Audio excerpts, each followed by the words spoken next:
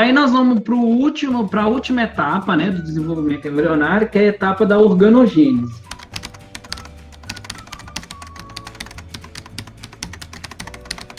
Na organogênese, aquela gástrula que tem, lembrando, ectoderme, endoderme no tubo digestivo, mesoderme e celoma, vai começar a formar, diferenciar todos os tecidos que compõem o corpo dos animais, e depois esses tecidos vão se juntar para formar os diferentes órgãos que compõem o corpo dos animais.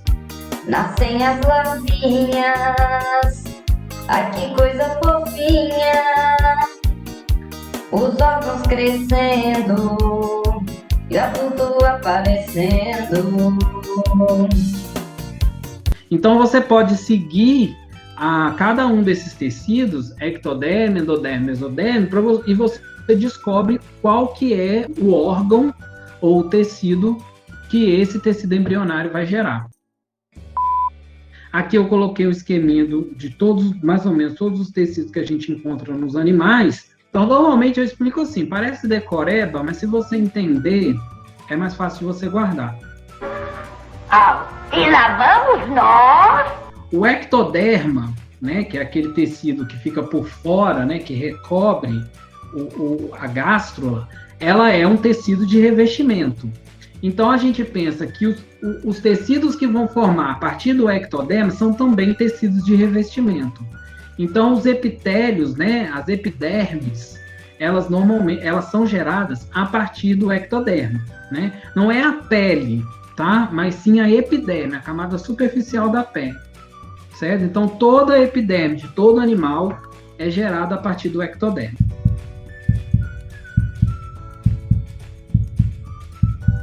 E os anexos dessa epiderme também são gerados a partir do ectoderma.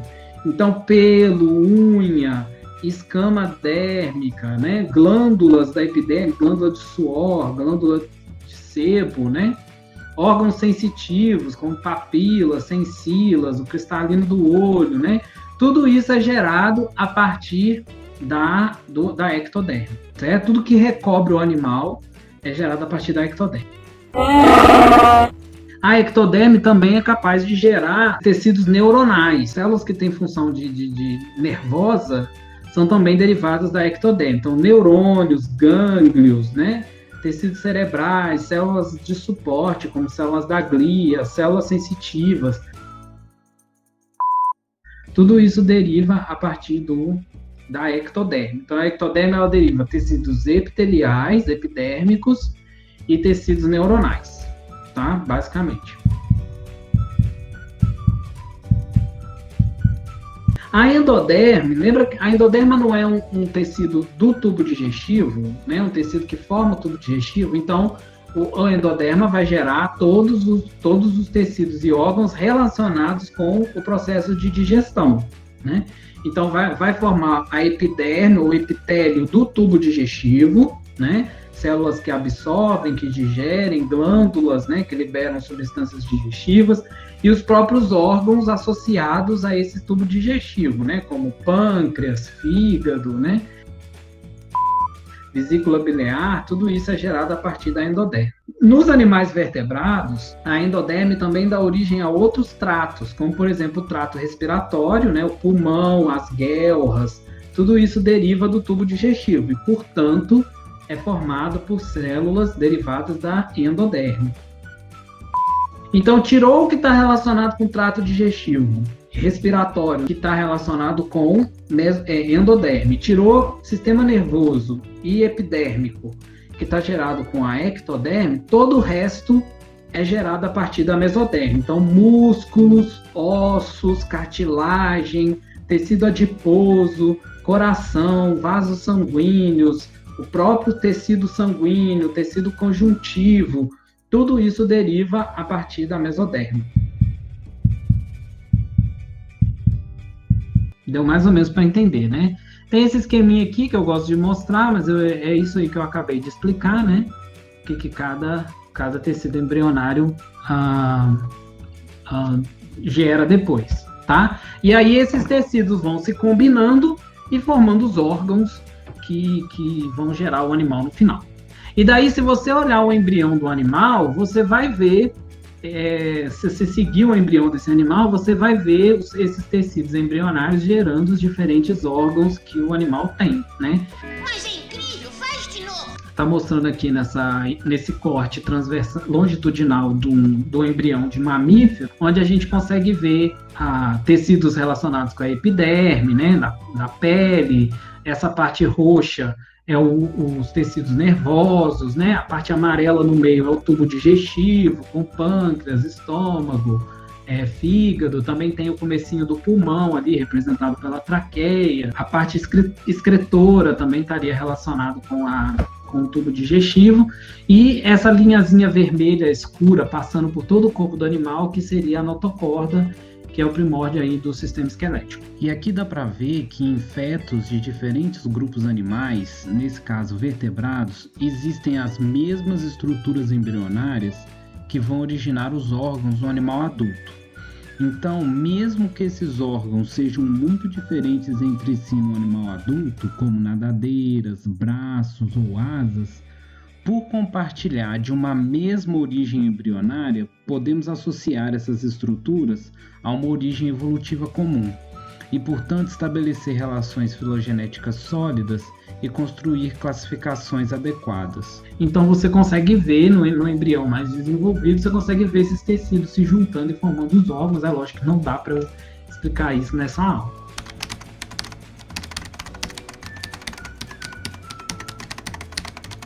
Alguns animais eles já vão nascer prontos, né? Como é o caso de mamíferos, algumas aves, alguns répteis. Outros passam por fases de larva.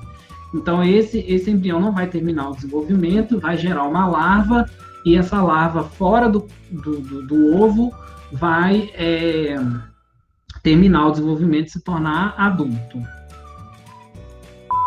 né? Existem milhares de larvas diferentes, né? Inclusive larvas de vertebrados, como girino, alevino, né, etc. Mas eu quero chamar a atenção aqui para duas larvas principais. Vou botar aqui. Essa larva aqui, que é a larva trocófora, e essa larva aqui, que é a larva tornária. Essa larva trocófora é a larva típica de um animal protostomado, né, de um animal protostômio.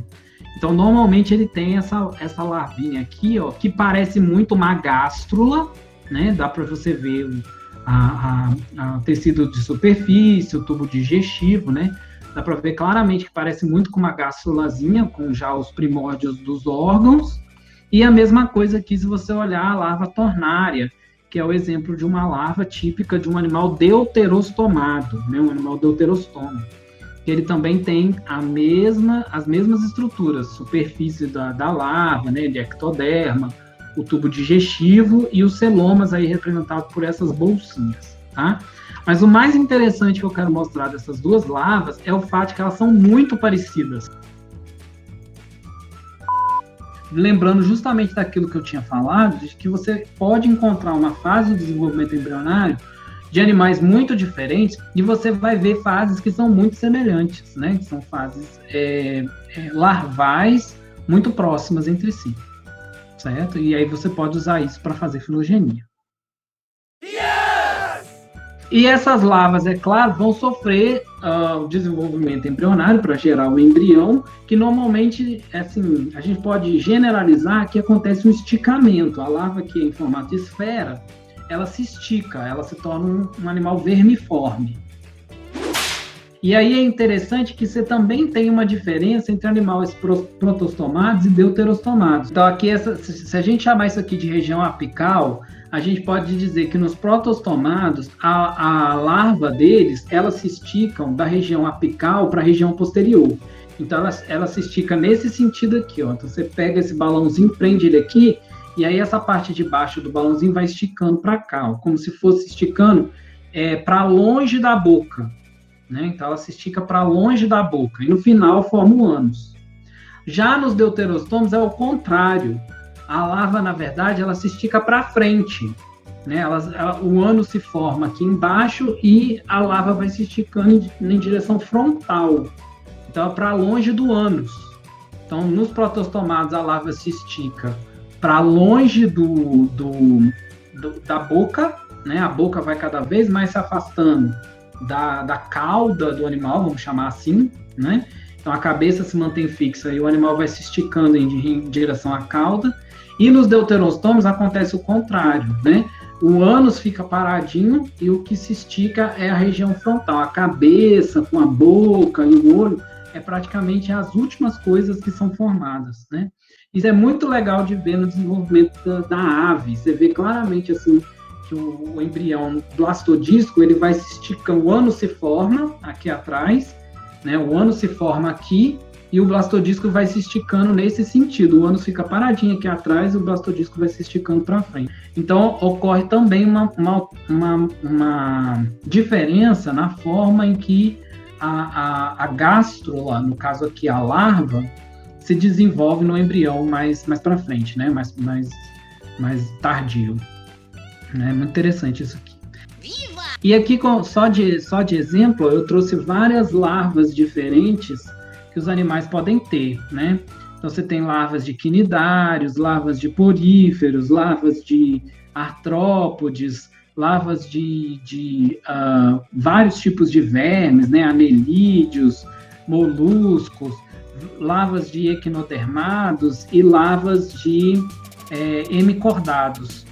E aí a gente consegue ver que também a larva ela pode ser usada como caractere taxonômico. E a gente pode usar as diferentes larvas que os animais têm para poder estabelecer filogenia. E no processo de desenvolvimento dos vertebrados, a gastrulação ela passa por uma próxima fase que é chamada de neurulação, que é a fase onde vai surgir a notocorda, o tubo nervoso e os somitos. Só os vertebrados vão desenvolver essa quinta fase do desenvolvimento embrionário, que é a neurulação. Então a gente volta aqui, na nossa ideia inicial, que era entender como que o processo embrionário pode ser usado para poder criar filogenias e estabelecer relações filogenéticas, tá? Então agora que vocês já entenderam mais ou menos como que ocorre o processo embrionário, eu posso usar essas fases do processo embrionário para estabelecer as relações.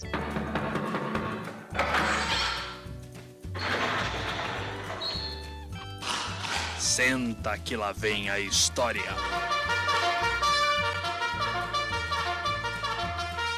Então aqui eu estou mostrando alguns tipos de animais, tá? Só alguns representantes. Você tem aqui, quinidários, poríferos, plateumintos, nemátodas, moluscos, anelídeos, equinodermados e cordados aqui embaixo. Então, a gente pode traçar as relações filogenéticas deles procurando semelhanças no processo de desenvolvimento embrionário. Então, é lógico, todos os animais têm a fase de zigoto, tá? Que é essa fase de uma célula, porque ocorre a fecundação do gameta, etc. Tá? Então, todos os animais têm essa fase de zigoto. Então, isso aqui não serve muito para a gente diferenciar entre eles. A não ser que você olhe o ovo telolécito, mesolécito, centrolécito, isolécito, etc.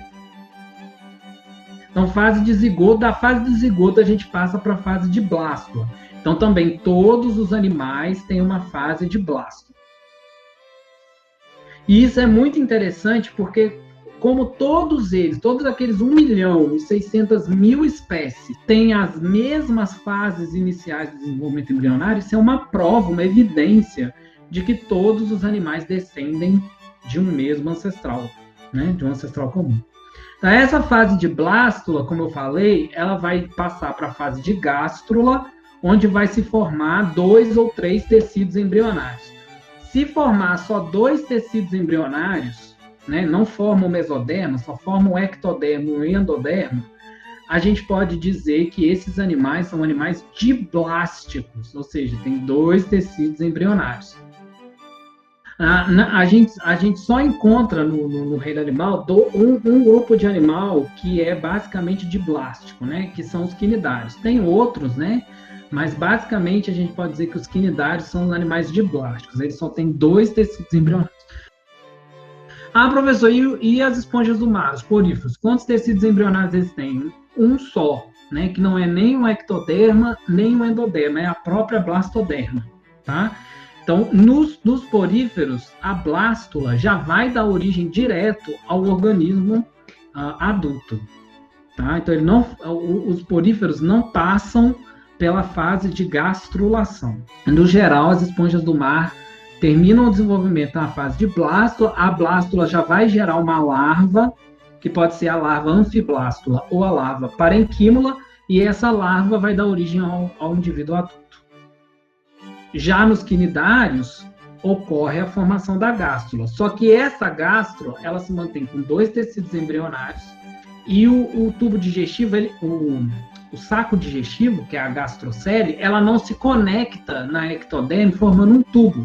Ela para o desenvolvimento aí. O trato digestivo, ele é basicamente um saco, que é a cavidade gastrovascular, né? Então, por isso que os quinidários não têm tubo digestivo completo, porque eles não finalizam o processo de gastrulação, né? A fase para aí.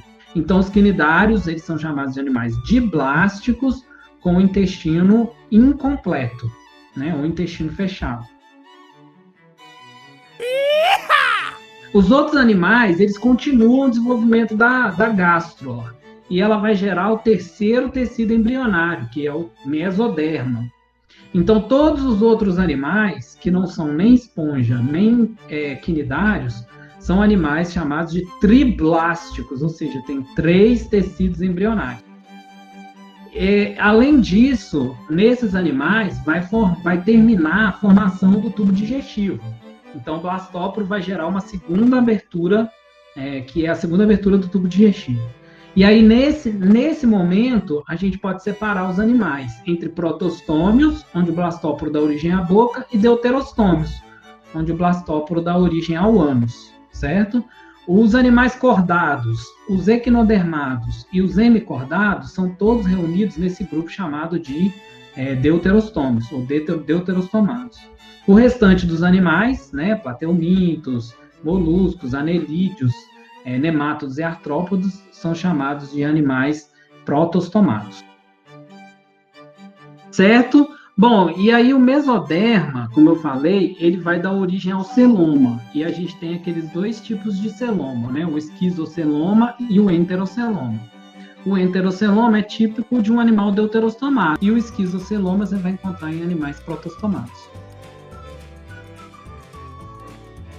E atenção, se liga aí que é a hora da revisão. Tá, então, quando a gente volta aqui na filogenia para analisar como que os animais foram classificados e organizados nessa árvore filogenética, a gente consegue ver que os passos evolutivos que são resumidos nessa árvore filogenética são também os passos do desenvolvimento embrionário. Então, por exemplo, todos os animais partem de um zigoto, que é a origem eucarionte, e desenvolvem tecidos que são multicelulares. Então, a multicelularidade e os tecidos estão na base da classificação filogenética dos animais.